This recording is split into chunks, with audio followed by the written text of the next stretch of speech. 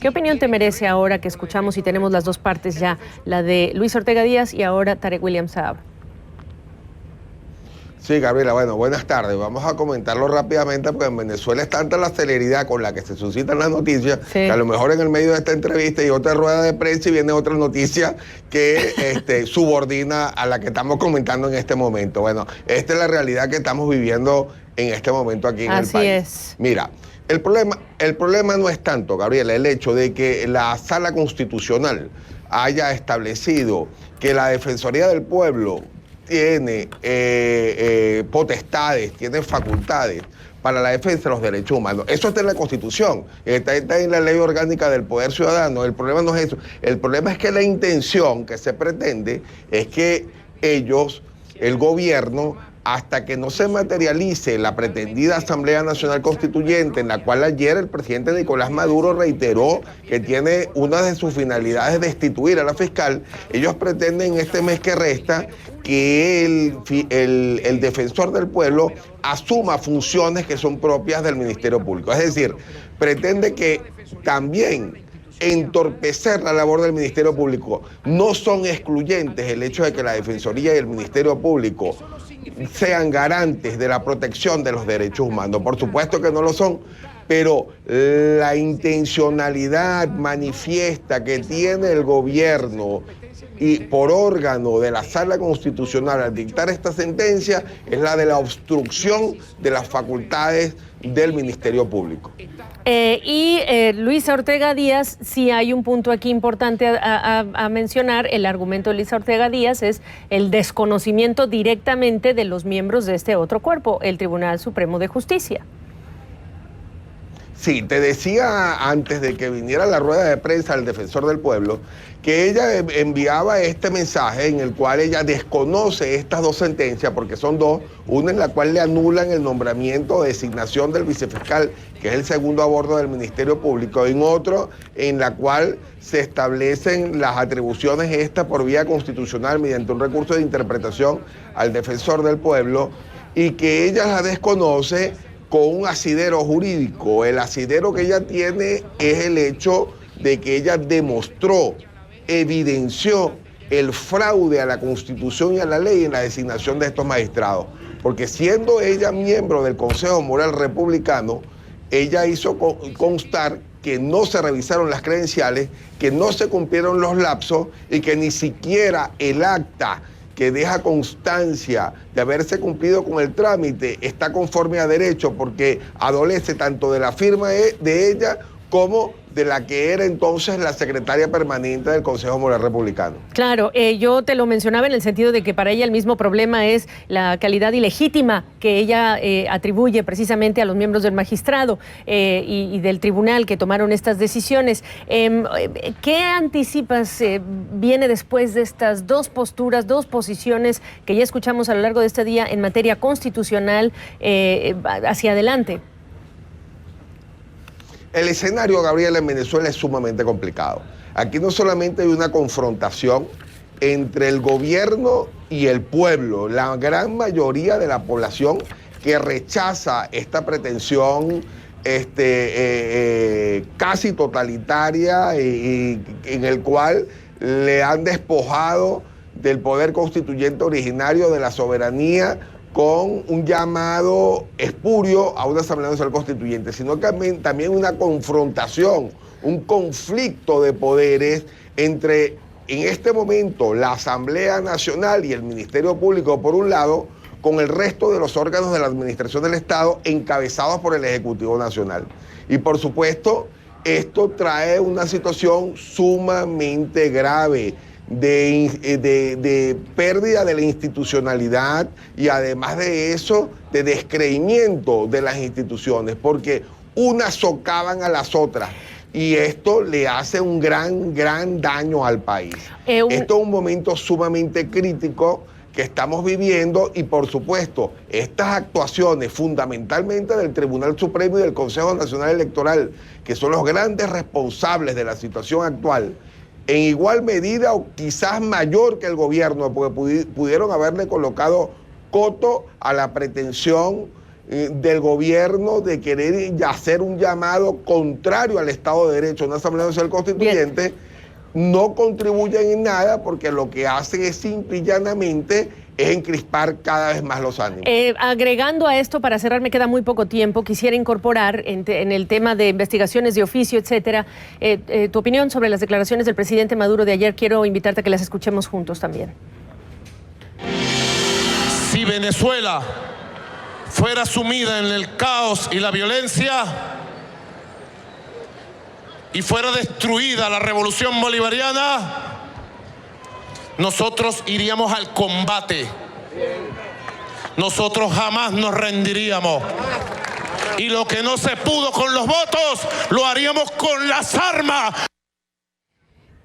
Declaración sobre la cual varios expertos ya han opinado. Agrego el comentario vía Twitter de José Vicente Haro. Dice: con esta declaración Maduro cometió delitos, instigación a delinquir, apología del delito y conspiración, citando los artículos y los apartados de los mismos del Código Penal, precisamente, que en su opinión pues habría el presidente mismo de Venezuela violado. En vista de que se está hablando de persecución de delitos de oficio, ¿qué hay de las declaraciones del presidente en ese sentido?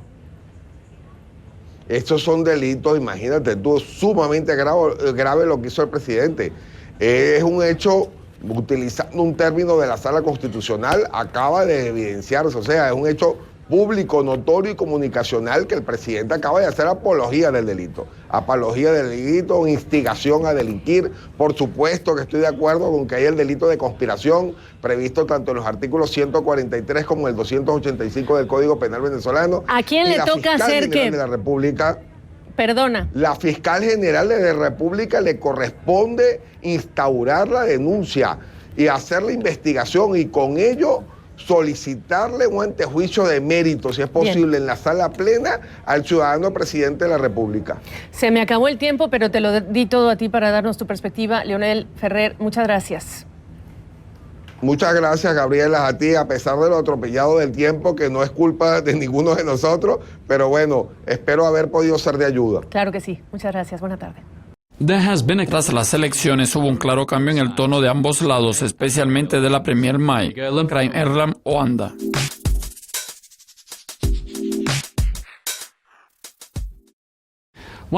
¿Por qué el gobernador del Banco de Inglaterra, Mark Carney, decidió que no era una buena hora para un aumento de la tasa de interés?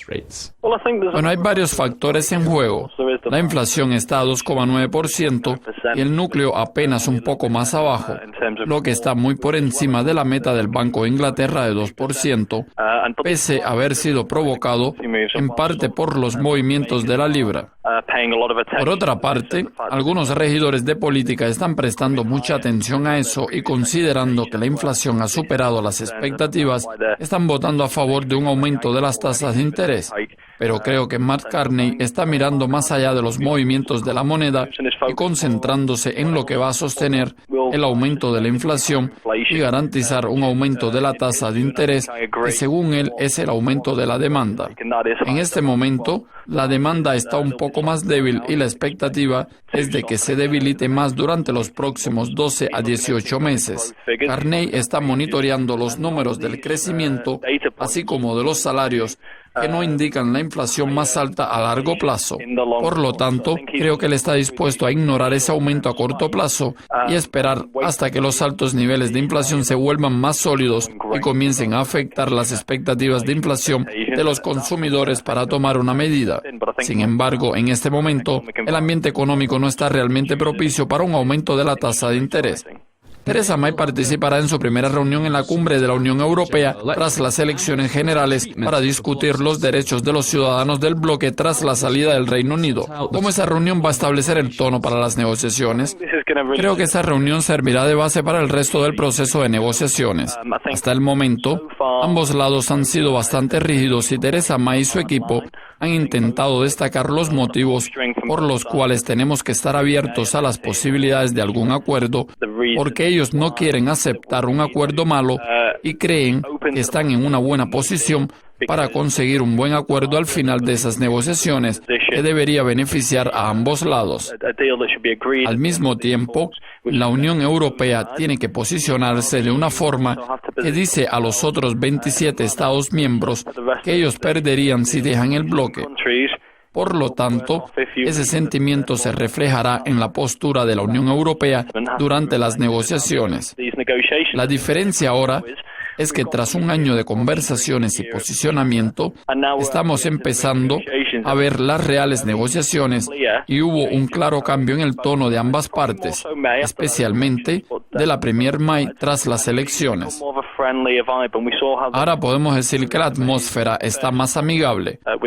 La Unión Europea recibió bien la primera oferta de Theresa May sobre los derechos de los ciudadanos y aunque las negociaciones sobre el tema aún no han terminado, el tono parece mucho más amigable. Espero que esas primeras señales sean positivas para las negociaciones en el futuro, pero necesitamos estar preparados para las negociaciones mucho más difíciles en adelante. El Banco de la Reserva de Nueva Zelanda mantuvo las tasas de interés. ¿Qué motivos están detrás de eso? Bueno, en este caso también tenemos algunos factores en juego. El ambiente global está un poco preocupante y los precios de las commodities están muy inciertos.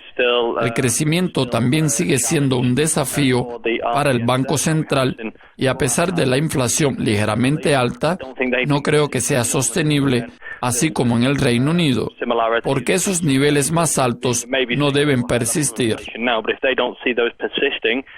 En ese sentido, creo que ahora no sería apropiado aumentar las tasas de interés, lo que podría poner más presión sobre la economía. En vez de eso, ellos también están dispuestos a ignorar ese aumento de la inflación a corto plazo y concentrarse en los panoramas a largo plazo que aún indican baja demanda y crecimiento, y por consiguiente baja inflación. Eso va a exigir una gran cantidad de estímulo monetario y a pesar de que el Banco Central no mencionó la fuerza del dólar neozelandés, un aumento de las tasas de interés agravaría aún más el problema y pondría todavía más presión sobre la economía. En lugar de eso, parece que ellos van a esperar hasta finales de 2019. Ray, muchas gracias por conversar con nosotros. Sigan conectados a Tuquescopi TV y hasta luego.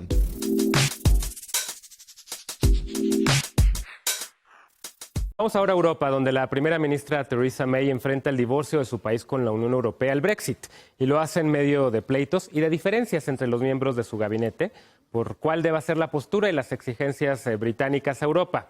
Pero May y el Reino Unido no tienen realmente una postura fuerte ni están en condiciones de demandar mucho en este divorcio de la Unión Europea. Vamos a Londres con Horacio Rocha Staines, corresponsal de Noticieros Televisa, para los detalles. Adelante, Horacio, buenas noches. Genaro, buenas noches. Bueno, las negociaciones del Brexit han comenzado. El divorcio entre el Reino Unido y la Unión Europea. Con un gobierno de minoría y muy debilitado aquí en Londres, no parece que Gran Bretaña pueda exigir mucho como se esperaba. Pero ¿qué sucederá exactamente? Es aún muy complicado de predecir. Hace unos meses Reino Unido se mostraba hasta un tanto engreído, anunciando en varias ocasiones que estas negociaciones serían la disputa del año. Pero las elecciones generales de hace unos días y la humillación de la primera ministra Theresa May, que se tradujo en un gobierno de minoría, cambió todo. El documento de 75 páginas publicado por Londres hablaba de un Brexit duro, abandonar el mercado común y la unión aduanera y recobrar control total de las fronteras. Ahora nadie sabe nada. De entrada parece ser Bruselas 1, Londres 0.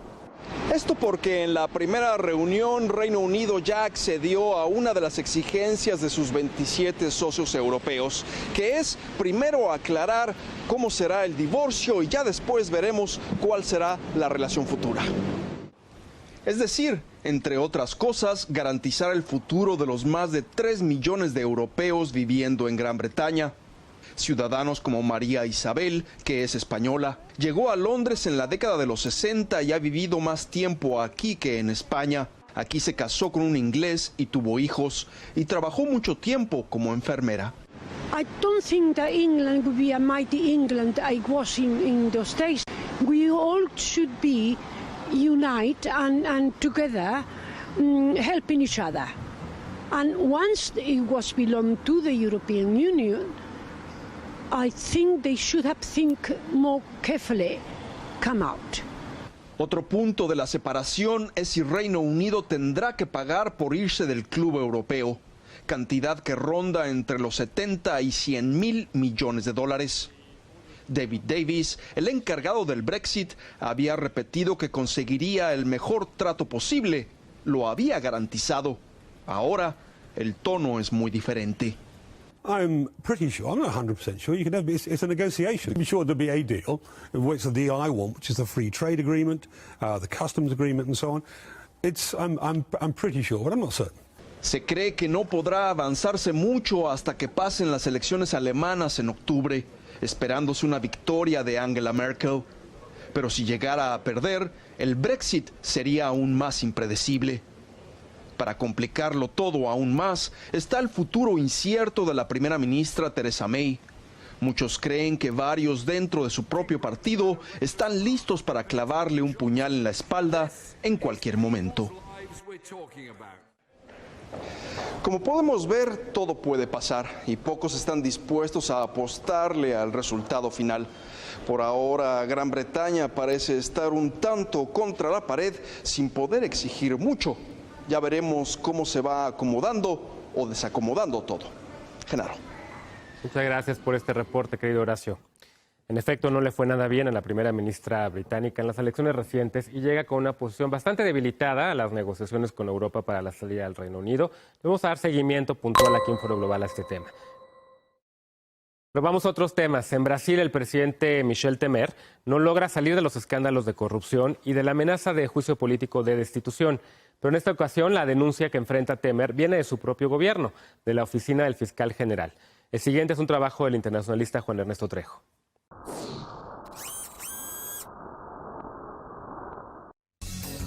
El pasado lunes, el Procurador General de Brasil, Rodrigo Janot, denunció ante el Supremo Tribunal Federal al presidente Michel Temer por corrupción.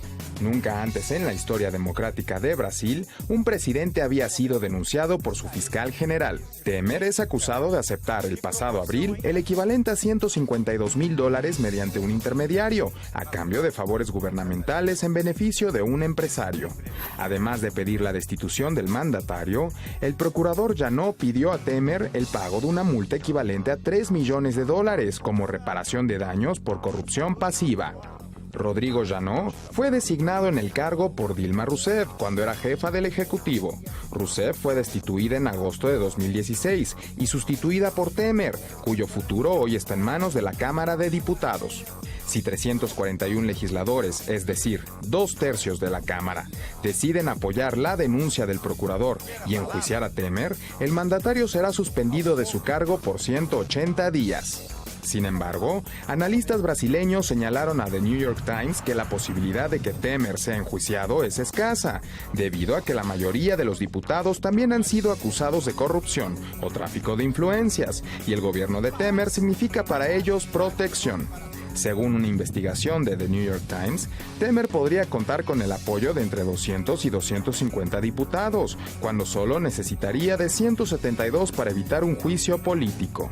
Aunque esta ha sido la acusación más grave que le han hecho por provenir de la Procuraduría General de la República, no es la primera vez que Temer le hace frente a señalamientos de corrupción por denuncias. Desde que asumió el cargo el 31 de agosto de 2016, ya era señalado por casos de corrupción y soborno. En mayo pasado, enfrentó peticiones de juicio político apoyadas por miembros de su propio partido, luego de que el diario O Globo publicara una grabación donde supuestamente incitaba a actos de corrupción y obstrucción de la justicia. También fue acusado por utilizar recursos ilegales durante la campaña presidencial de Rousseff de 2014, pero a principios de este mes lo absolvieron del cargo con una apretada votación en el Tribunal Superior Electoral.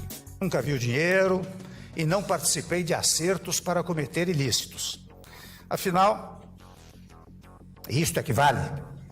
Onde estão as provas concretas de recebimento desses valores? Inexistem.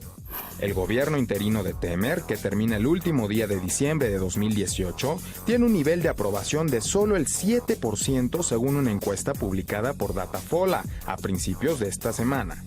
En octubre de 2018, Brasil tendrá elecciones presidenciales, para las que ya hay dos favoritos, según Datafolha, el gobernador del estado de Sao Paulo, Geraldo de Alckmin, y el expresidente, Luis Ignacio Lula da Silva, quien también ha sido acusado de corrupción. Para Foro Global, Juan Ernesto Trejo. Un presidente con 7% de aprobación y acusado de corrupción. Solo que allá sí hay juicios.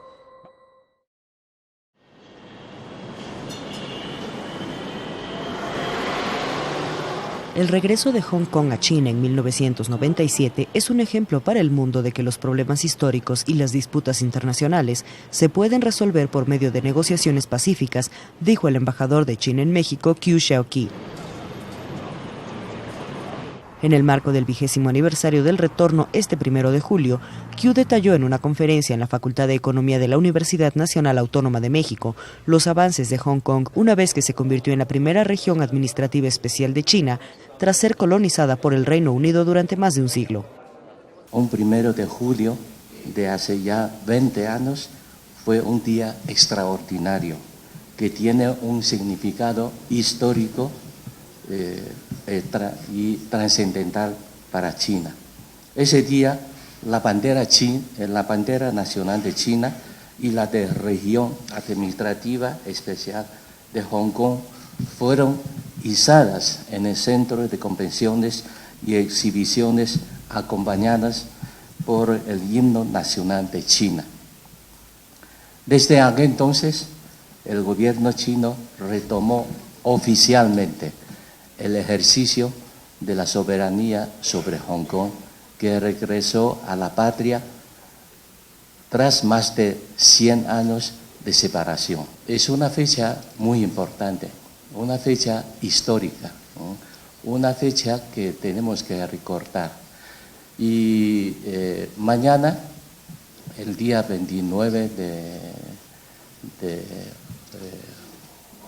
junio, el presidente Xi Jinping va a hacer una visita, inspección a Hong Kong y va a celebrar, va a conmemorizar junto con el pueblo hongkonés este acontecimiento, esta fecha histórica tan importante para mi país. Recordó que el gobierno chino aplica desde entonces la política de un país, dos sistemas, la cual permite a Hong Kong gozar de un alto grado de autonomía al mantener sin cambio sus regímenes sociales y económicos capitalistas, estilo de vida y leyes básicas, mientras China continental permanece bajo un sistema socialista. Hong Kong ha ocupado por 6 años consecutivos el primer puesto del índice de libertad humana, en tanto que ahora disfruta de un nivel mucho más alto en estabilidad política, eficacia de gobierno, sistema legal de la sociedad y lucha anticorrupción, entre otros aspectos, en comparación a la época previa a su regreso. El embajador explicó que Hong Kong consiguió duplicar su economía y actualmente es uno de los 3 principales centros financieros del orbe, junto con Nueva York y Londres. Entre las medidas futuras para continuar impulsando su desarrollo, explicó que Beijing aumentará las orientadas a que estreche su cooperación con regiones de la parte continental y se aprovechará su ubicación clave para la iniciativa de la Franja y la Ruta. Con información de la oficina en la Ciudad de México, Noticias Xinhua. El juez del Tribunal Supremo envía directamente al Congreso la denuncia sin haber esperado a que Temer presente su defensa preliminar. Ahora, ¿por qué lo hace? Vamos a analizarlo con el periodista Arturo Lescano, que se encuentra en Río de Janeiro. Arturo, te saludamos. ¿Cómo interpretamos esta decisión del Tribunal Supremo?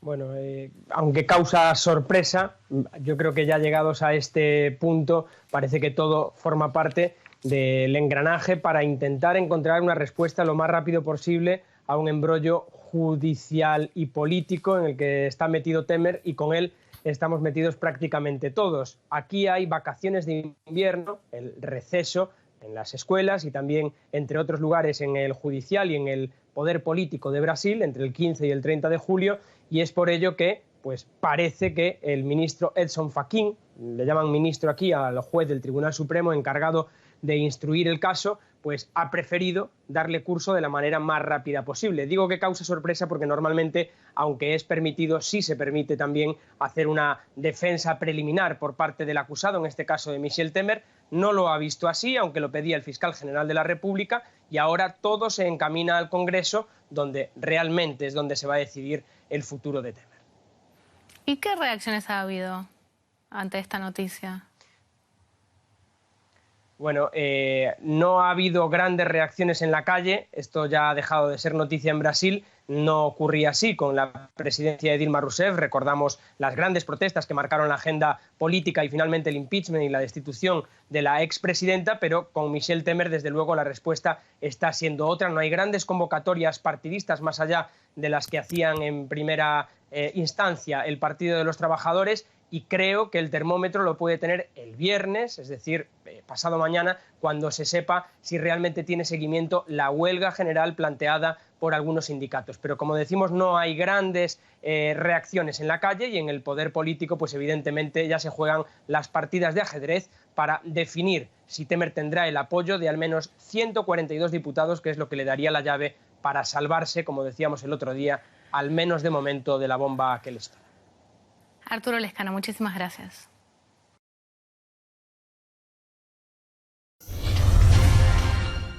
Charles Grant, gracias por estar con nosotros. Theresa May lanzó una nueva propuesta por la cual permitiría permanecer en el Reino Unido a los ciudadanos de la UE que lleven en el país al menos 5 años. ¿Significa eso que está suavizando su postura? Su línea es un Brexit duro. Las propuestas particulares que hizo sobre los derechos de los ciudadanos de la Unión en el Reino Unido eran de esperar y están más o menos en la línea de lo que se esperaba en la UE.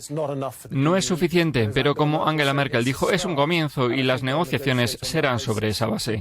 El desacuerdo entre ambas partes no es tan grande y será una de las cuestiones más fáciles de resolver, porque tanto para los 3 millones de ciudadanos de la UE que viven en el Reino Unido como para el millón largo de británicos que viven en la UE, hay razones para cerrar un acuerdo y tranquilizar a estas personas que están muy preocupadas por su futuro. Creo que en 1 o 2 meses se habrá encontrado una solución. ¿Y qué hay de las previsiones pesimistas respecto a la economía británica? El impacto de la devaluación de la libra en un 15% hace crecer la inflación. La inversión extranjera disminuye ligeramente. El consumo ha sido fuerte, pero eso no durará eternamente y es de esperar una recesión económica. Y en particular, a medida que van surgiendo los detalles sobre las negociaciones del Brexit y sobre todo el tipo de relación que tendremos en el futuro con la UE, menos vinculada económicamente que en el pasado. Habrá una menor confianza de las empresas, lo que también afectará la confianza de los consumidores, por lo que habrá recesión. ¿En qué medida la opinión pública lamenta la decisión de abandonar la UE? Es una cuestión abierta. ¿Cómo cree que evolucionan las relaciones comerciales entre la UE y el Reino Unido? ¿Vamos hacia un Brexit duro o suave? Creo que nos dirigimos a un Brexit más bien duro, pero el resultado de las elecciones generales, que ha debilitado a la señora May y fortalecido a las fuerzas más moderadas en el Parlamento, significa que será más suave de lo inicialmente previsto. Habrá menos limitaciones respecto a la inmigración y tal vez seamos menos dogmáticos al rechazar el papel del Tribunal de Justicia de la Unión Europea e incluso podamos permanecer en la Unión Aduanera. Fuera del Hotel Trump, protestas. 8 años de Donald Trump significa un ataque contra inmigrantes y más pobreza. Y es que adentro se encontraba su dueño, el presidente Donald Trump. Realizaba su primer evento de recaudación de fondos para su reelección. Esto a solo 5 meses de juramentar como presidente y a muchísimos días de distancia para el 2020. El acceso a la prensa fue negado y horas antes la portavoz adjunta de la Casa Blanca dijo esto. El precio de los boletos del evento organizado por el Partido Republicano llegan hasta por lo menos $35,000. Un correo electrónico de la campaña indica que los donantes entrarían a un sorteo y el elegido ganaría un viaje a la capital para comer y tomarse una foto con el presidente. El evento de por sí daría alguna impresión de que se ha violado alguna ley, pero no se puede saber. Hay muchas preguntas en este momento porque es algo que no se ha visto antes. Entonces, Podría que sí, podría que no, hay que estudiar un poco más. Las alarmas suenan porque algunos empleados del gobierno han cruzado inapropiadamente actividades de campaña. También se cuestiona si el presidente está violando la ley de Hajj, el código de ética, a realizar mítines como estos. En estados que votaron por él y que los gastos salgan del dinero de los contribuyentes. Ni la campaña de Trump ni el Partido Republicano respondieron a nuestras preguntas sobre este tema, ni tampoco sobre detalles de este evento. En Washington, Claudia Uceda, Univision.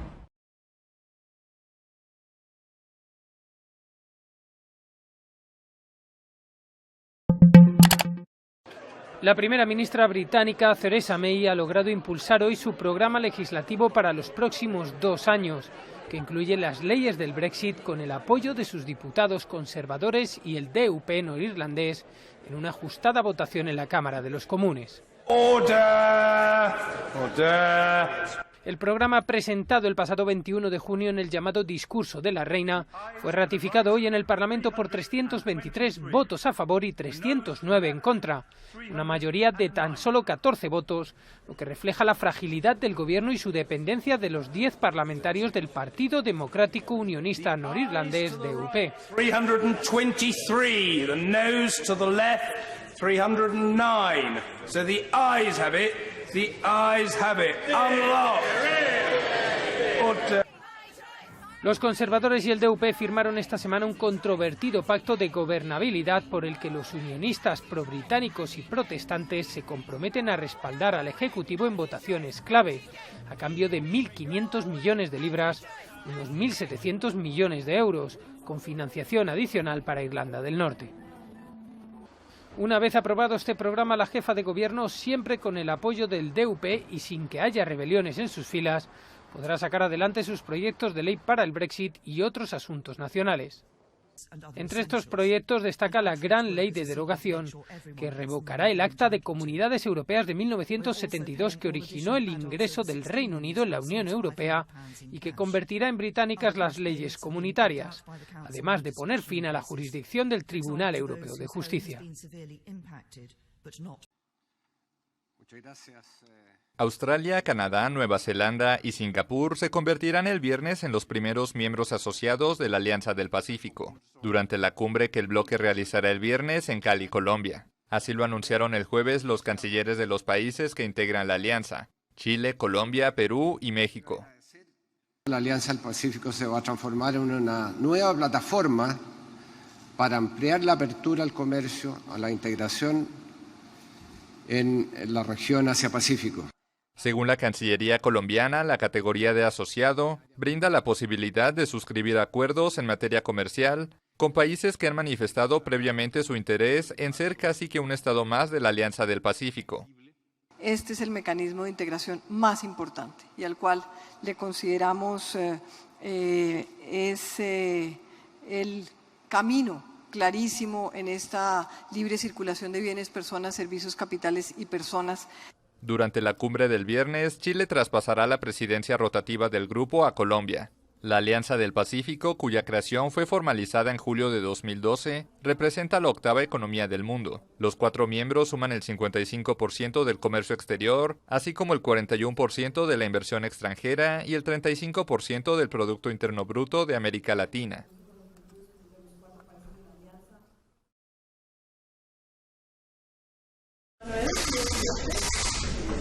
La canciller alemana Angela Merkel se ha reunido en Berlín con los líderes de Francia, Reino Unido, Italia, España, Holanda y Noruega para preparar la próxima cumbre del G20 que se celebrará la semana que viene en Hamburgo. El presidente francés Emmanuel Macron ha pedido unir fuerzas frente a los retos comunes. Estados Unidos ha anunciado que abandona el Acuerdo de París mientras tenemos el reto de la inmigración, desafíos como la lucha antiterrorista que afecta a todas nuestras sociedades. Varias potencias han puesto en tela de juicio el comercio, así que tenemos que defender esos retos comunes que son los nuestros. Por su parte, Merkel ha destacado que el camino sigue siendo el Acuerdo de París para combatir el cambio climático y la Agenda de Desarrollo Sostenible de la ONU para 2030. Ya que Estados Unidos ha decidido retirarse del Acuerdo de París, hay áreas, naturalmente, donde las opiniones difieren.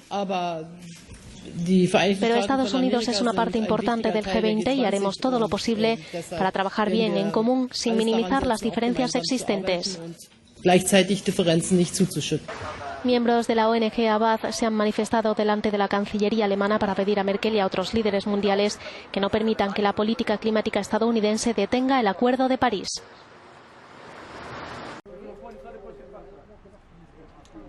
La acusación por corrupción contra el presidente brasileño Michel Temer llegó el jueves a la Cámara de Diputados, que decidirá si la remite a la Corte Suprema o la archiva. Temer es acusado por el fiscal general Rodrigo Janot de recibir un soborno de unos $150,000 de la frigorífica JBS, a través de uno de sus asesores más cercanos que fue arrestado tras ser fotografiado mientras recibía una maleta con el dinero. Ahora la Cámara determinará si el Supremo Tribunal Federal puede abrir un proceso contra el mandatario, pero ello solo ocurrirá si el pedido de juicio es aprobado por al menos 342 diputados. 2/3 de los 513 escaños. El oficialismo cuenta con una holgada mayoría y aspira a bloquear el proceso. Para ello solo necesitaría que 172 diputados voten en contra de la propuesta, se abstengan o se ausenten el día de la votación. Si la Cámara Baja aprueba la petición de juicio, los 11 jueces de la Suprema Corte definirán si abren proceso. En ese caso, Temer sería suspendido por un máximo de 180 días y asumiría el oficialista Rodrigo Maya, presidente de la Cámara. Si Temer es hallado culpable, será destituido, y el Congreso debería elegir a su sucesor 30 días después.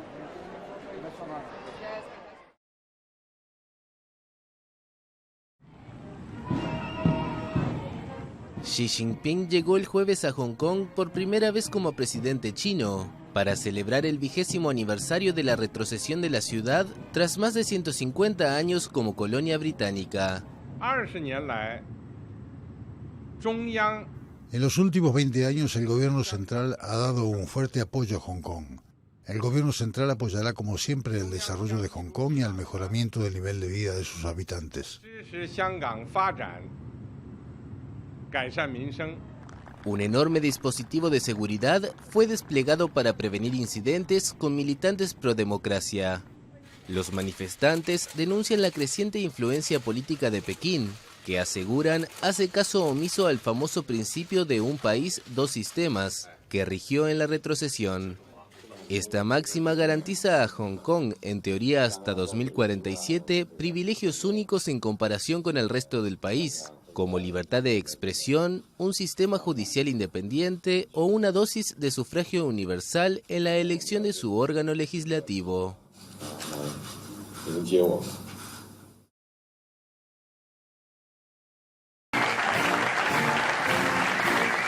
El presidente estadounidense Donald Trump se dijo el jueves orgulloso de haber retirado a Estados Unidos del Acuerdo de París sobre el clima. Para proteger los trabajos estadounidenses, compañías y trabajadores, hemos retirado a Estados Unidos del Acuerdo Unilateral del Clima de París. El discurso de Trump estuvo centrado en el sector energético de su país y afirmó que tal vez algún día volverá al acuerdo, pero advirtió que será bajo condiciones más favorables. En ese contexto anunció que su política energética libera millones de empleos y trillones de dólares en riqueza. Mi administración ha aprobado la construcción de un nuevo ducto de petróleo hacia México, lo que impulsará las exportaciones estadounidenses de energía. Y va a ir justo debajo del muro, ¿verdad? Irá por debajo. En el Acuerdo de París, Estados Unidos se comprometía para 2025 a reducir entre 26% y 28% las emisiones de gases de efecto invernadero en comparación con el año 2005.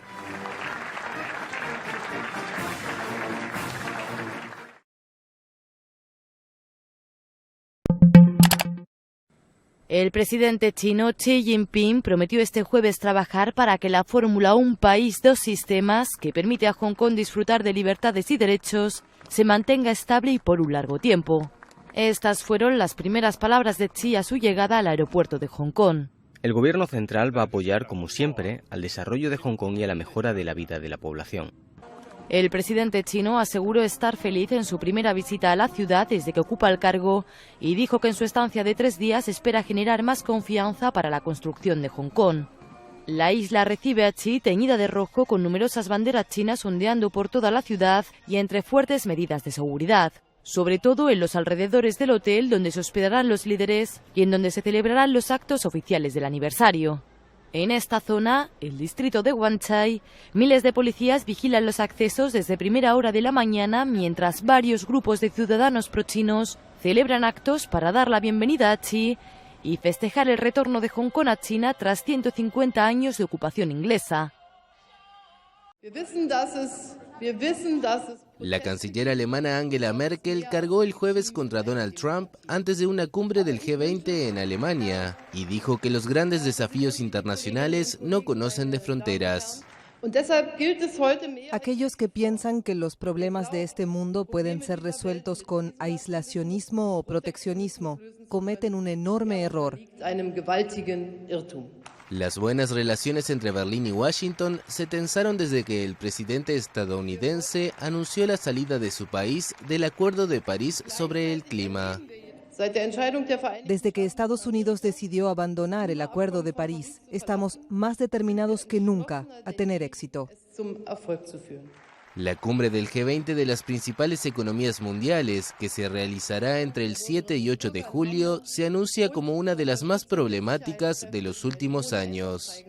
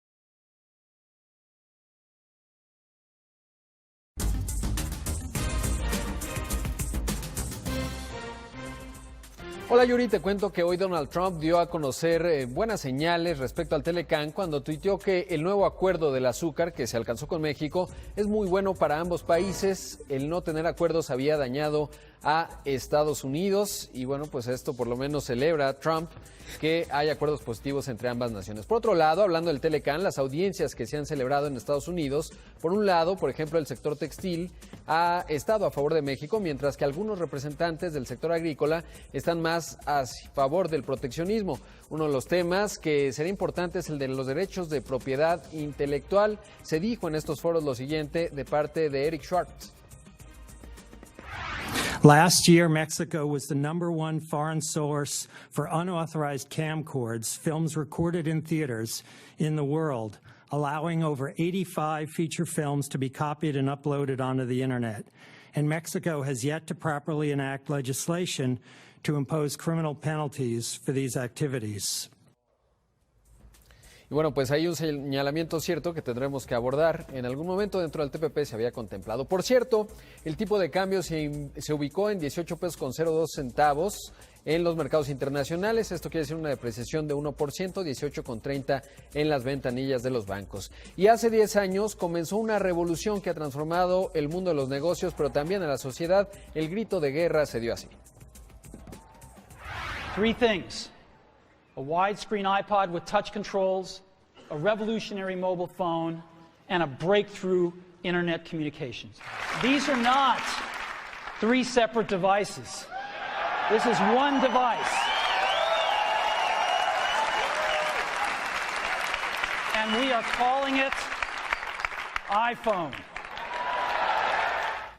Desde el lanzamiento de ese pequeño aparato vinieron otros, millones y millones de personas cada vez más tienen una pequeña computadora en sus bolsillos y eso ha permitido el surgimiento de empresas como Uber, movimientos sociales como la Primavera Árabe, entre otros. Es impresionante, Yuri, porque en los primeros 3 meses en su lanzamiento, en aquel 2007, se vendieron 250,000 unidades, teléfonos, iPhones.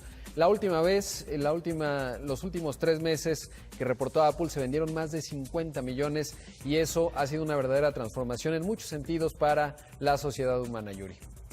Sin duda alguna, mi querido Rodrigo Pacheco, te mando un abrazo y te veo al ratito en la última y nos vamos. Imagen Noticias con Yuridia Sierra, lunes a viernes 2 p.m. Participa en Imagen Televisión.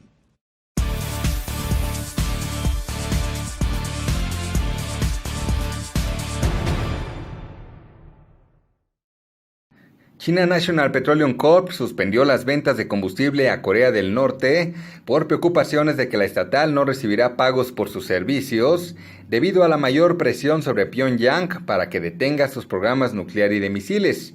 No está claro cuánto tiempo durará la suspensión. Un corte prolongado amenazaría suministros clave de combustible y obligaría a Corea del Norte a buscar alternativas a su principal proveedor de diésel y gasolina, en momentos en que se intensifica la fiscalización de los estrechos lazos comerciales de China con su aislado vecino. Una fuente con conocimiento directo del asunto aseguró que la petrolera china decidió suspender las ventas de combustible durante el último mes o 2 y describió la medida como una decisión comercial. Los agentes norcoreanos, que compran principalmente el diésel y la gasolina, no han podido pagar recientemente por los suministros de la petrolera china, que normalmente exige pagos por adelantado. Con información de Agencia SPA, El Economista Televisión, José Alberto García.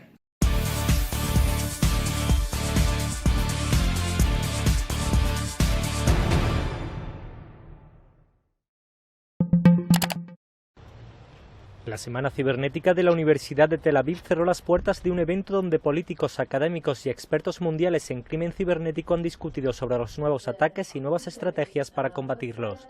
En la ciudad israelí se han reunido 270 conferenciantes que han participado en diferentes paneles de discusión, mesas de debate y talleres. Entre los asistentes se encontraba Joan Puig, director de seguridad de la información del Banco Sabadell, que apuntó a la importancia de este foro israelí. La FraudCon es un punto de encuentro entre empresas israelíes y compañías de todo el mundo, en el que nos explican, nos presentan las tecnologías que están preparando para luchar contra el cibercrimen y nosotros pues podemos explicar las técnicas o los métodos que estamos viendo que se están utilizando por parte de los defraudadores. Desde el pasado domingo, 7.000 personas se han acercado a este evento centrado en una industria en alza en Israel. En este país existen en la actualidad unas 600 startups dedicadas a ciberseguridad en las que este año se han invertido unos 565 millones de dólares. El iPhone, el teléfono móvil inteligente de Apple, cumple 10 años que han revolucionado la forma de comunicarnos. Cuando el patrón en aquella época, Steve Jobs, anunció en 2007 un dispositivo de acceso a Internet sin precedentes, era difícil prever el impacto que ha tenido el móvil con pantalla táctil. Después de un primer año comercialmente más bien discreto, el iPhone despegó realmente en 2008 con unos precios más bajos y la incorporación de aplicaciones por parte de empresas terceras que permiten desde el mismo aparato móvil efectuar cada vez más tareas. La expectativa de que podríamos encontrar y encargar cualquier cosa en cualquier sitio ha cambiado el comercio, subraya esta analista, ha cambiado la distribución del trabajo, muchas cosas en cada sector industrial. Apple ha vendido durante esta década más de 1.000 millones de iPhones y anualmente factura 21.000 millones de euros solo en las aplicaciones descargadas. En estos momentos existen más de 2 millones de aplicaciones diferentes. Me he vuelto muy dependiente y está bien, confiesa esta usuaria estadounidense. Tengo literalmente el mundo en mis manos. Puedo hacer cualquier cosa, pagar mis facturas, hacer reservas, enterarme de cosas. Es como un ordenador en mi mano. Hace nuestra vida más fácil aunque gastemos más tiempo de media en nuestro teléfono, explica este otro. Con la desaparición de Jobs hace 5 años, la compañía de Cupertino también se quedó huérfana de un visionario de la tecnología. Los analistas ya especulan con la posibilidad de que Apple introduzca en las nuevas versiones del iPhone la realidad virtual. Tenemos un gran flujo de ideas. Algunas de ellas son buenas y exitosas, algunas fallarán. y queremos que esos fallos se produzcan lo más rápido posible. Toby, sabemos que usted tiene un alto cargo en El Economist. ¿Cómo las finanzas influenciaron la estrategia del negocio de circulación del Economist? Bueno, si miramos atrás, las editoriales y el mercado solían ser conducidos por un área y durante los últimos 5 años ocurrieron cambios muy grandes. Antes el modelo de negocio era muy simple. Eso fue más la cuestión de obtener ingresos publicitarios. Por supuesto, nosotros teníamos un elemento de circulación, pero la gente se centró principalmente en el negocio de la publicidad, que cambió drásticamente debido a que la digitalización del presupuesto se modificó y se fragmentó mucho. Eso ocurrió casi en todos los sectores y tuvo un gran impacto en nuestros ingresos publicitarios. Al mismo tiempo, tenemos oportunidades en el área de circulación, donde buscamos personas curiosas a nivel mundial que estén interesadas en leer periodismo de alta calidad, y tenemos una gran cantidad de esas personas. Las finanzas se involucran examinando otras áreas e identificando la rentabilidad de esas áreas que ayudan a ganar dinero con la circulación. Entonces, en el equipo financiero, tenemos habilidades que nos permiten sumergirnos profundamente en análisis de diferentes motores, y realmente tenemos muchos de ellos por analizar para saber cuáles van a ayudar a nuestros profesionales de marketing a hacer las mejores ventas. Elegimos las áreas de menor valor y encontramos aquellos que realmente ayudarán a agregar valor y crear libertad para que el personal de marketing avance y elabore buenas ideas. Trabajamos juntos y creo que eso ha sido de éxito. ¿Podría describirnos los puntos principales para una asociación exitosa entre el negocio y las finanzas? En realidad, la empresa El Economist y el personal de marketing son extremadamente creativos y les gusta mucho inventar nuevas ideas, probar nuevas ideas, y tenemos suerte de tener esas personas habilitadas en nuestro equipo. En la bolsa de finanzas, no solo debemos estar sentados para proporcionar informes con datos y hacer lo mismo todos los días, sino que estamos aquí para intensificar nuestro juego y de esa forma satisfacer las expectativas de los traders y comerciantes. Ya que a diario aumentan las habilidades e innovaciones, debemos pensar de forma creativa para combinar con la creatividad de la comercialización. Tenemos un gran flujo de ideas. Algunas de ellas son buenas y exitosas. Algunas fallarán y queremos que ese fallo se produzca lo más rápido posible. Una vez que se produce un fallo, podemos analizar la razón por la cual ocurrió, y de esa manera podemos mejorar las cosas y proporcionar un retorno al equipo de marketing. Y eso nos proporciona una mejor relación con todo el equipo. Nosotros también solemos mirar demasiado atrás en la historia. A menudo nos quedamos atascados por la historia.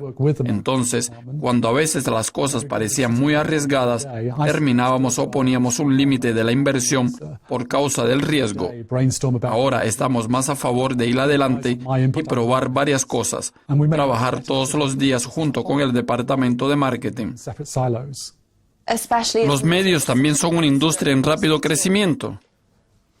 Absolutamente. Esta industria crece cada vez más rápido. En los medios todos los días se producen cambios y podemos ver nuevos comportamientos. Y el sector financiero tiene que pensar también cómo podemos responder rápidamente a las preguntas. ¿Cuáles serían las principales recomendaciones para las empresas que quieren desarrollar sus tendencias de planificación y análisis financiero?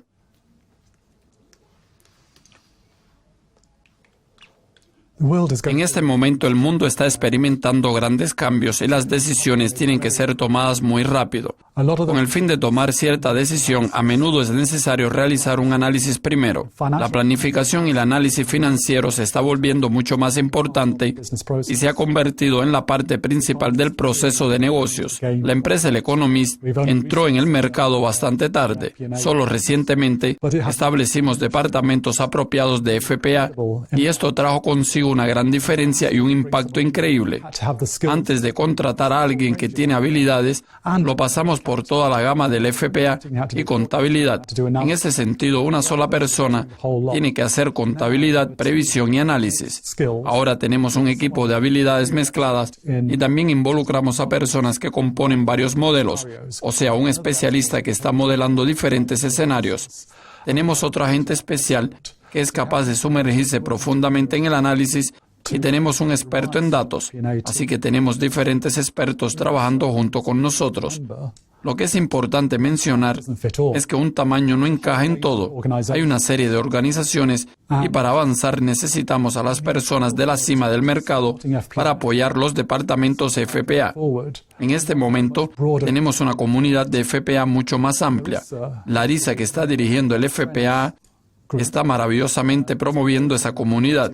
Ella se involucra y conoce a personas de diferentes áreas de trabajo y ahora en esa comunidad participan personas de 10 países diferentes que estimula un gran debate sobre cómo se deben hacer las previsiones y las tendencias. Algunas de las reuniones en las que he participado han sido extremadamente claras para mí y creo que es una maravillosa oportunidad y ayuda a pensar en las cosas. En mi opinión, la infraestructura de datos es muy importante y tiene que estar en su lugar. Los datos nos ayudan a tomar decisiones correctas en los negocios. En términos de inversión de la empresa El Economist, miramos los datos muy detalladamente y mejoramos nuestras soluciones. Y ahora tenemos un equipo de inteligencia de negocios de clase mundial. Eso ayuda a desarrollar herramientas que nos pueden dar una previsión mucho más precisa y ahora podemos afirmar que tenemos un buen control sobre lo que va a suceder en el futuro. Eso puede sonar muy extraño, pero ahora tenemos un plan de 10 años para nuestras inscripciones, a pesar de que todos dicen que eso es imposible de saber, porque nadie sabe lo que sucederá en el mundo en un plazo de 10 años. Yo estoy de acuerdo con eso, pero sabemos que la previsión puede ser incorrecta, porque la misma siempre está equivocada. Pero nuestro objetivo es aprender de esos cambios y tratar de hacer nuestras previsiones más precisas y mejores. Por eso es como un círculo virtuoso que animamos a todos a desarrollar. Toby, muchas gracias por su participación. Gracias. Esto concluye nuestra entrevista en los estudios de Ginebra. Si les gustó, pongan un like y comentario en Dukescopy.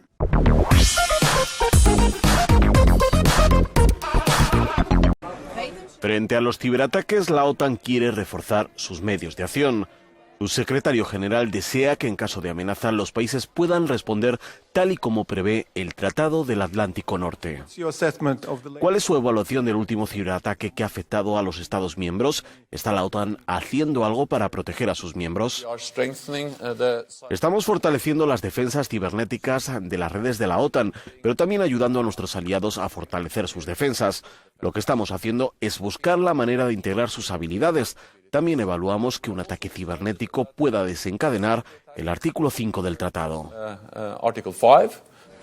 Este último ataque ha afectado a grandes empresas, pero también a consumidores y usuarios, especialmente en Ucrania. Para algunos expertos, este nuevo virus parece obra más bien de un aficionado. Así lo señala Euronews, George Sataya. Los grandes ejércitos y las grandes organizaciones tratan de evitar los parches o de no poner al día los sistemas, evitan usar sistemas antiguos, así que probablemente esto es una protección contra este tipo de amenaza específica.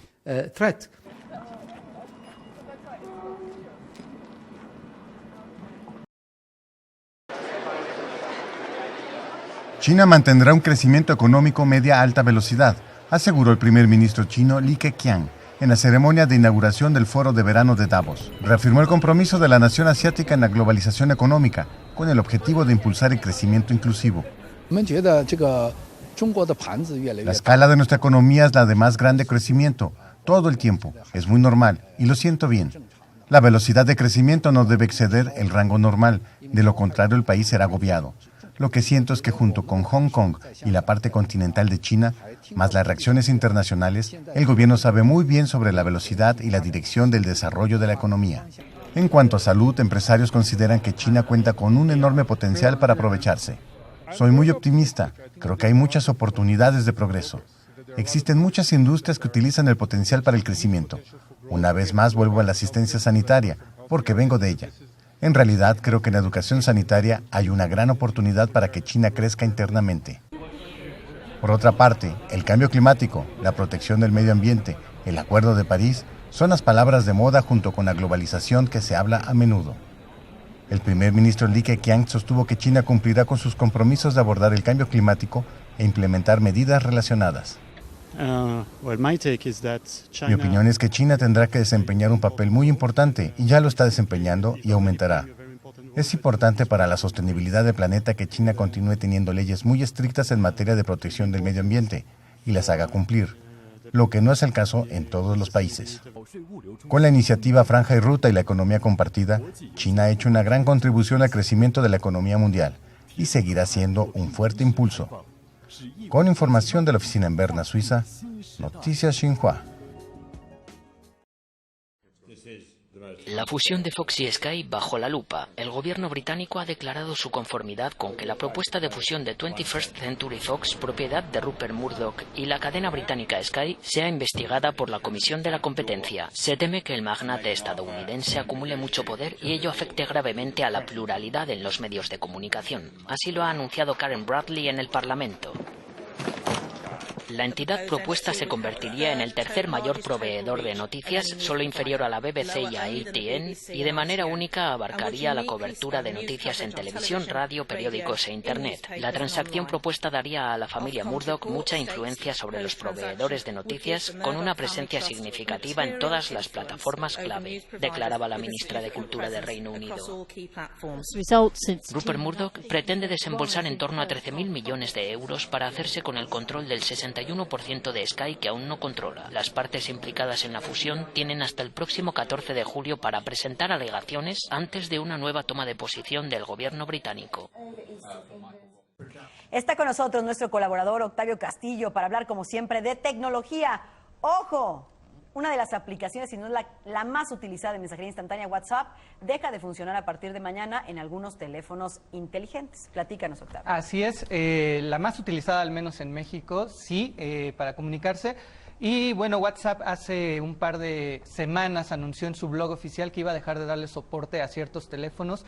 Esto con una razón muy sencilla: son equipos y sistemas operativos que ya no forman gran parte del mercado nacional e internacional, y por ello ya no les va a dar soporte. Los teléfonos que se dan de baja son el Nokia S40, el Nokia S60, todos los equipos BlackBerry que corren bajo BlackBerry OS y bajo el nuevo BlackBerry 10.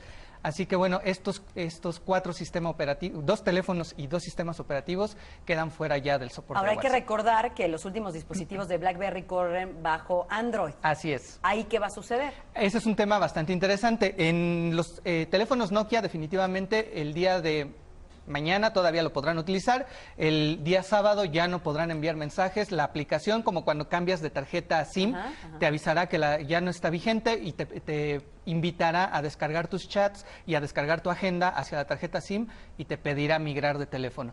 En el caso de BlackBerry OS ocurre exactamente lo mismo, aunque BlackBerry se ha comprometido a tener soporte solamente para envío y recepción de mensajes, no fotos, no texto, no audios, solamente texto hasta diciembre de 2017. Pero en el caso que bien señalas de los BlackBerry 10 que corren bajo Android, estos teléfonos, la parte de BlackBerry, podrán utilizar el WhatsApp solamente con texto o descargar WhatsApp para Android, que sí está soportado, y podrán utilizarlo sin ningún problema. O sea, si yo tengo en BlackBerry ya un sistema operativo Android, no voy a tener ningún problema, porque está soportado. Ahora, me preguntaban, este es un tema de actualización. Decía WhatsApp que en las nuevas actualizaciones de la propia aplicación, los teléfonos antes mencionados no daban el soporte necesario para desplegar todas las posibilidades de este asistente, pues, de mensajería instantánea. Así es un tema tanto del procesador, de la pantalla, que no te permite manejar, por ejemplo, ya los GIFs, no te permite soportar ciertas calidades de imagen,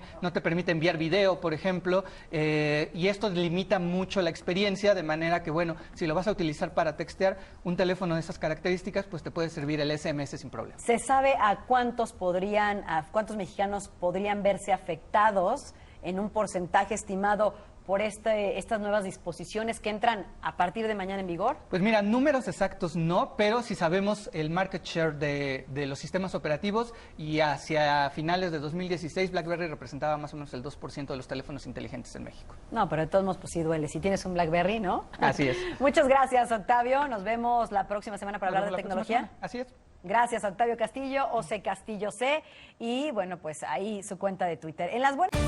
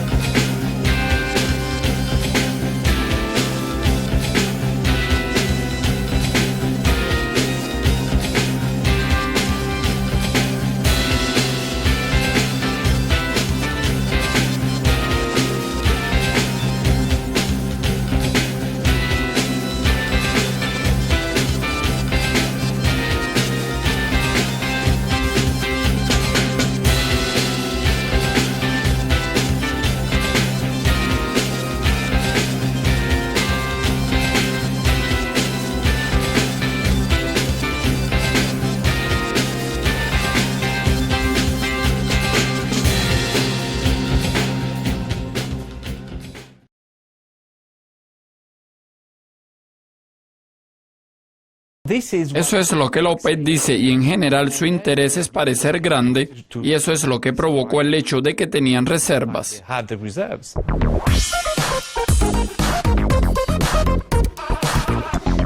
François, bienvenido a los estudios en Ginebra. Gracias de nuevo por la invitación.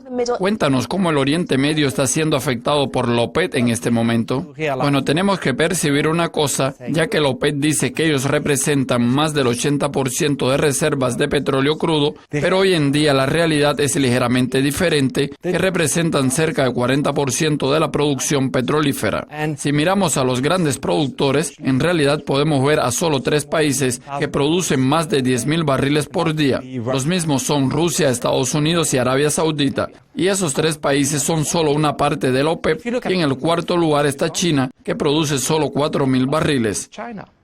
Por otra parte, la OPEP ya no es tan poderosa en el mercado y esa es la realidad con la que tienen que enredarse. Sin duda, el 40% de la producción puede influir en el mercado, pero eso es solo una influencia. Ya vimos que eso solo tuvo resultado cuando últimamente Arabia Saudita disminuyó drásticamente la producción con el fin de aumentar el precio y ellos permanecen en el mismo nivel. Pero la OPEP no controla más el mercado. Los grandes jugadores son Rusia, Estados Unidos y Arabia Saudita, y el orden puede variar dependiendo del mes. ¿Qué importancia debemos dar a las reservas de la OPEP? Pues en el gráfico tenemos a Venezuela en la cima y eso significa que las reservas de la OPEP realmente no son tan influyentes.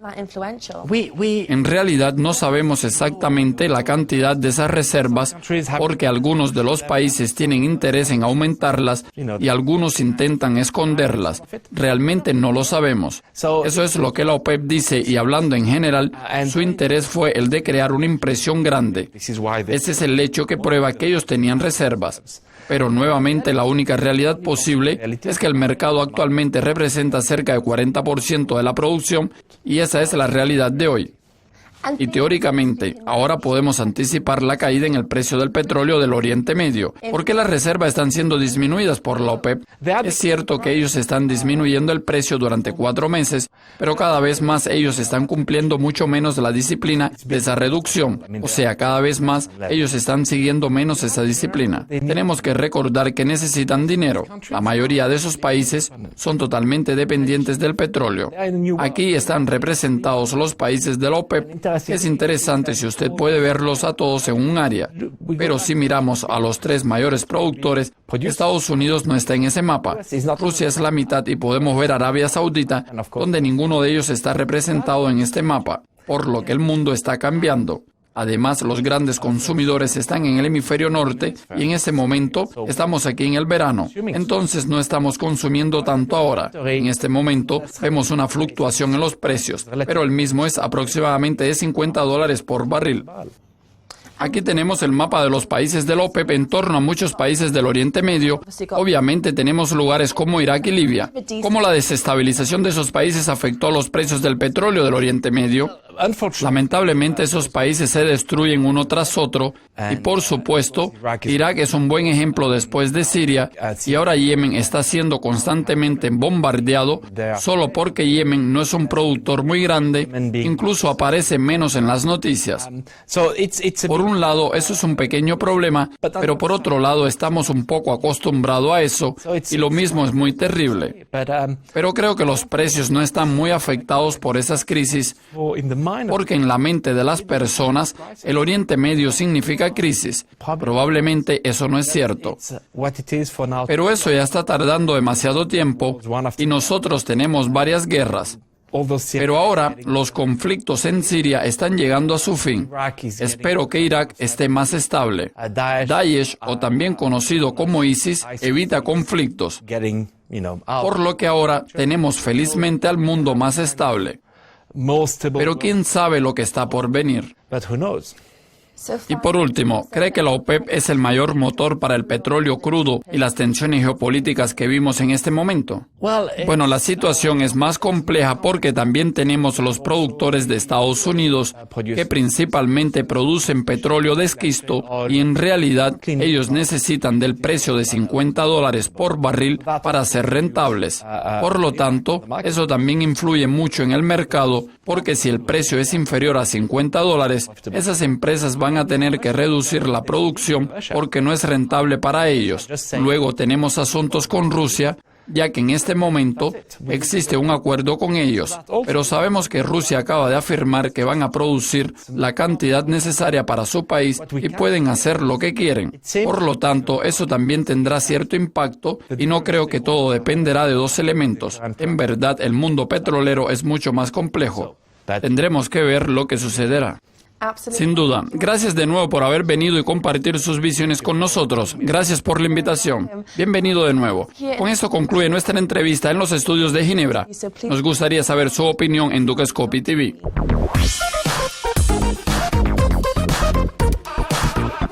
Draghi tendrá que hacer cualquier movimiento para reducir el estímulo que será de apoyo para el euro. Jim Hijack, FX Empire.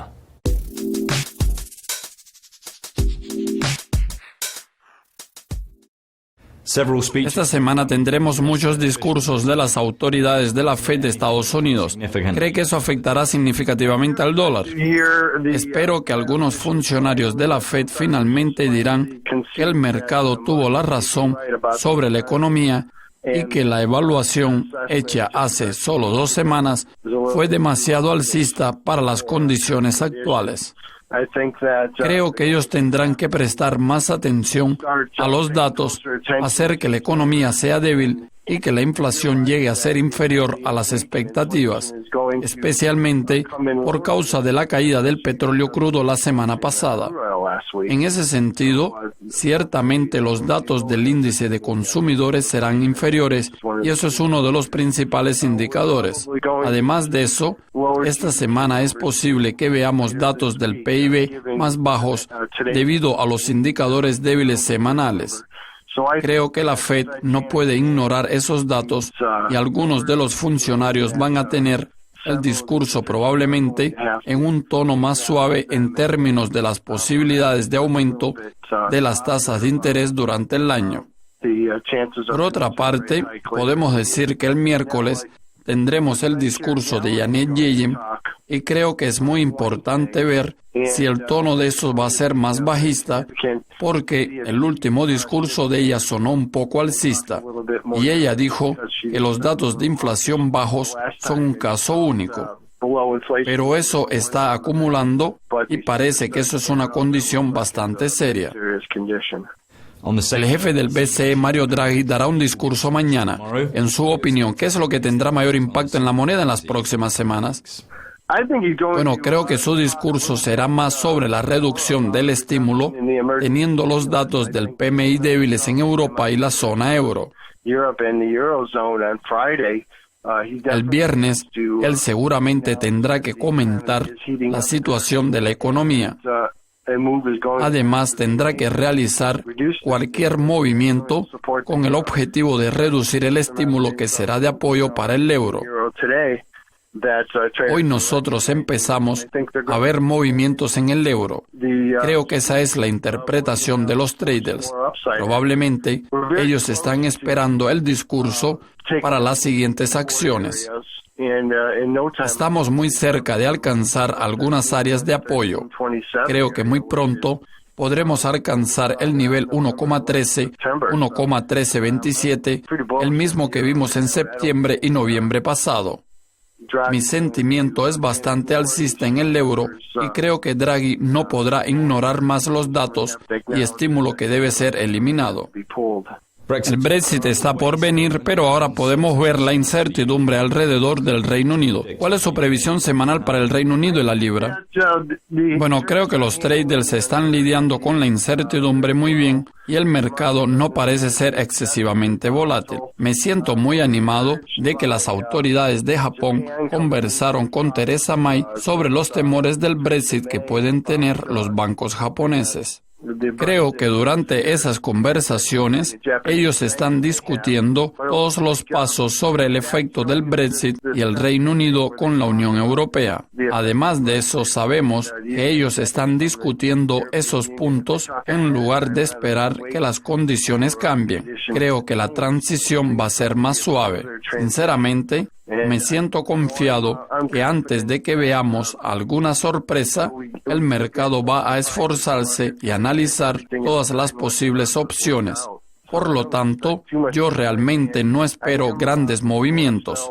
Me siento más optimista sobre el par euro-libra y creo que eso será debido a los intentos del fortalecimiento del euro por el señor Mario Draghi y no necesariamente la libra más débil.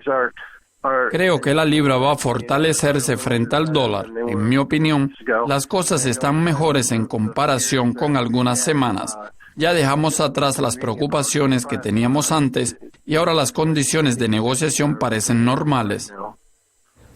Sí, muchas gracias por su participación y predicciones. Con esto concluye nuestra entrevista. Soy Jack Everett y pronto volveremos para más actualizaciones.